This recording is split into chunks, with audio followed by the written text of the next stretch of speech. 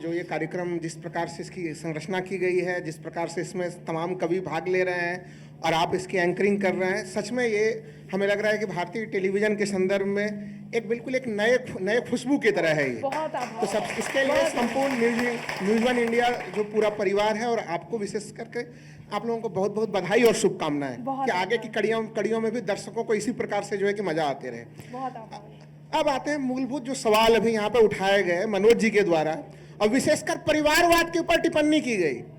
Bharatiya Janata party का परिवारवाद बड़ा ही चयनात्मक किस्म का होता है वो परिवारवाद।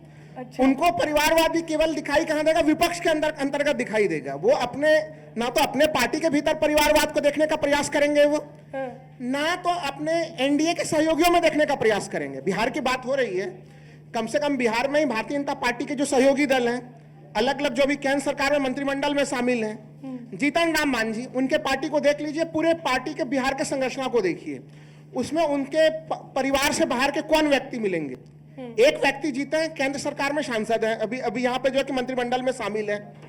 चिराग पासवान जी को देखिए भाई, उनकी पहचान के रूप में वो उस पार्टी की पूरी व्यू संरचना क्या दिखाई देती है, कभी चाचा को लेते हैं, कभी भतीजा को लेते हैं, पूरा मामला रामविलास पासवान जी से जुड़ा हुआ होता है। और भारतीय जनता पार्टी के भीतर का नाम तो मनोज जी को खुद ही पता है। तो उस मामले में भारतीय जनता पार्टी, खाली एक लाइन में कर दूं, उसके बाद जवाब दे देंगे। आप दोनों ही बोलेंगे, मैं बहुत देर तक आपको ही सुनने चाहता हूं। नहीं, मैं बिल्कुल मैं कह रहा हूं कि देखिए, जब भारतीय जनता पार्टी से उनके पार्टी के नेताओं के संदर्भ में पूछेंगे, अनुराग ठाकुर संबंधित या दूसरे नेताओं के बारे में, तो वो कहेंगे क्वालिटी है, जनता ने पसंद किया है। भाई तेजस्वी यादव वहां पे पिछले चुनाव में वो जीते थे, बिहार की सिंगल लार्जेस्ट पार्टी बन के जीते थे, वो तमाम आरोप प्रत्यारोपों के बावजूद जनता ने पसंद। लोकतंत्र में कोई व्यक्ति परिवारवादी पार्टी हो, समानी पार्टी हो, जनता के मोहर के बाद ही वो राजनीति में चलते हैं। चाहे वो लोकतंत्र की स्थिति को देख लीजिए, चाहे सिनेमाघरों को देख लीजिए, कहीं पर भी आपको नजर क्वालिटी नहीं है। अगर आप कितने भी ऊंचे ओहदे परिवार से क्यों नहीं आए, अभिषेक बच्चन बनने की संभावना कभी भी किसी के लिए हो सकती है। तो आप क्वालिटी ना रखें तो कुछ भी हो सकती है स्थिति। बिल्कुल।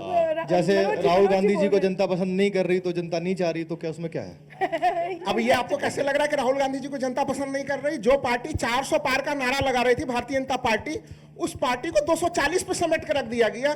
और खुद कांग्रेस पार्टी को आप देखिए कि लगातार 2014 और 2019 की क्या स्थितियां बनी हुई थी, और वो 99 खुद के 100 भी नहीं हुए, उनके दूसरों के 400 नहीं हुए, 100 नहीं हुए।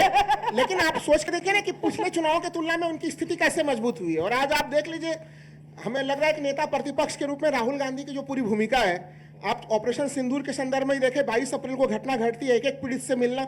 अमित शाह जी कल पहुंचे, लेकिन वो काम भी राहुल गांधी पहले ही कर चुके थे।